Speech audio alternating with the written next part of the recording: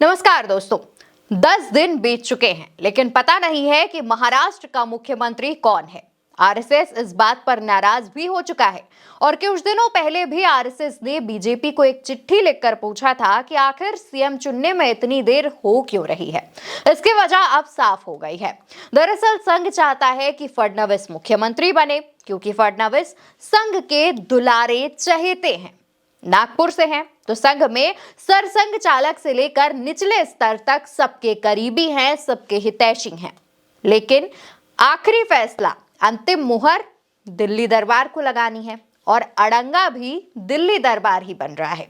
वजह साफ है। दरअसल दोस्तों, सबसे पहली वजह तो है फडणवीस का ब्राह्मण चेहरा होना। जी हां, फडणवीस ब्राह्मण चेहरा है। इसका असर आने वाले दिनों में महाराष्ट्र में बीएमसी के इलेक्शन में पड़ सकता है। इसके अलावा मराठा आंदोलन पर तो इसका असर हो ही जाएगा। एक बात और भी ध्यान रखिएगा कि जब विधानसभा चुनाव हुए थे तो शिंदे के फेस पर कई लोगों ने वोट डाले थे। शिंदे मराठा समाज से आते हैं और अब विधानसभा चुनाव हो चुके हैं, महायुति आ चुकी है। अगर इसके बाद कोई ऐसा खेल करती है बीजेपी तो इसका असर आने वाले जो बाकी चुनाव हैं, बीएमसी के चुनाव हो या अन्य चुनाव, उन पर भी देखने को मिलेगा। इन सब के बाद एक खबर आती है कि फडणवीस 2.5 साल के लिए मुख्यमंत्री बनेंगे और बाद में 2.5 साल शिंदे सीएम होंगे। लेकिन बीजेपी और शिंदे दोनों ही इस फॉर्मूले पर बात नहीं बना पाए और बात ज्यादा बिगड़ गई। एक मीडिया रिपोर्ट पर दावा किया गया कि अगर दिल्ली फडणवीस को सीएम नहीं बनाती है तो आरएसएस फडणवीस को बीजेपी का राष्ट्रीय अध्यक्ष बना देगा।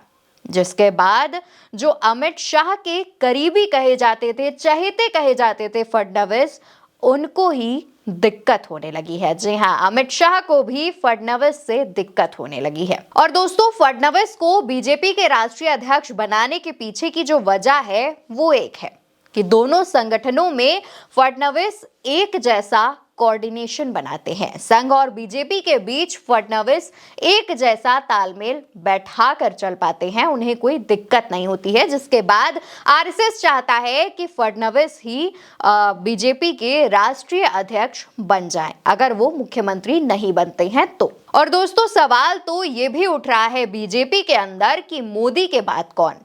आपने भी सुना होगा कि महाराष्ट्र के अंदर नारा चल रहा है, नरेंद्र के बाद देवेंद्र और मोदी के बाद योगी, यानी कि देवेंद्र और योगी दोनों के ही नाम नरेंद्र मोदी के बाद लिए जा रहे हैं। और ये लाइन अमित शाह को सबसे ज्यादा चुभती है। इसलिए आपने भी ध्यान दिया होगा कि 4 जून के बाद से ही लखनऊ और दिल्ली के रिश्ते ठीक नहीं है।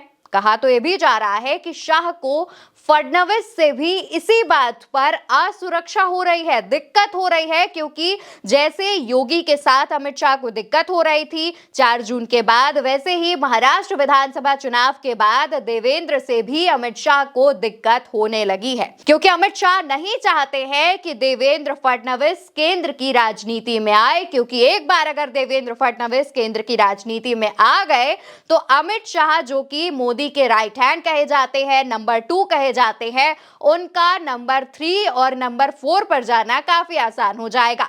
क्योंकि एक बार अगर देवेंद्र फडणवीस बीजेपी राष्ट्रीय अध्यक्ष की कुर्सी पर आ गए तो उनका जो सफर प्रधानमंत्री की कुर्सी तक है वो आरएसएस मिनटों में आसान बना देगा। आरएसएस के चहेते भी है फडणवीस, यानी कि अमित शाह योगी के अलावा अब फडणवीस से भी टकरा रहे हैं। अब शाह के मुकाबले इन दोनों ही नेताओं की उम्र भी काफी कम है। दोनों ने अपने अपने राज्यों में कमाल किया है, बीजेपी को मजबूत बनाया है और संघ इन दोनों को ही पसंद करता है। यानी कि योगी आदित्यनाथ और देवेंद्र फडणवीस दोनों को ही संघ ताकतवर बनाकर रखना चाहता है। लेकिन शाह ऐसा नहीं चाहते हैं। वो चाहते हैं कि नरेंद्र मोदी के बाद अमित शाह का नाम लिया जाता है, नंबर 2 कहा जाता है, तो वो नंबर 2 बने, नंबर 1 बन जाएं, लेकिन नंबर 3 ना बने। यानी कि अमित शाह नरेंद्र मोदी के बाद ही रहना चाहते हैं। और जैसा कि विपक्ष हमेशा कहता है कि बीजेपी के सारे इंजन आपस में टकराते रहते हैं, अब महाराष्ट्र में भी कुछ ऐसा होता ही दिख रहा है, जहां पर शिंदे तो मात्र एक बहाना है, असली टकराव तो बीजेपी के अंदर चल रही है। चुनाव के पहले बीजेपी ये भी कहती थी कि बटोगे तो कटोगे, एक हो तो सेफ हो, लेकिन बीजेपी अपने ही सहयोगियों को साथ लेकर नहीं चल पा रही है। सरकार चलाना तो काफी दूर की बात है, जब बीजेपी के अंदर ही उसके नेता एक नहीं रह पा रहे हैं। और यही एक वजह है कि मुख्यमंत्री का नाम फाइनल नहीं हो पा रहा है।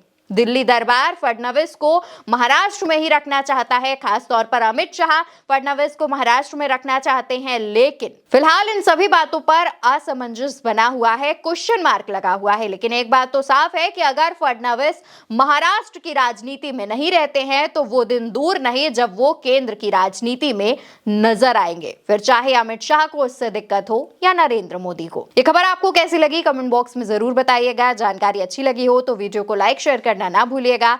ये वीडियो आप मेरे साथ उल्टा चश्मा यूसी पर देख रहे थे। मेरा नाम अवंतिका अवस्थी है।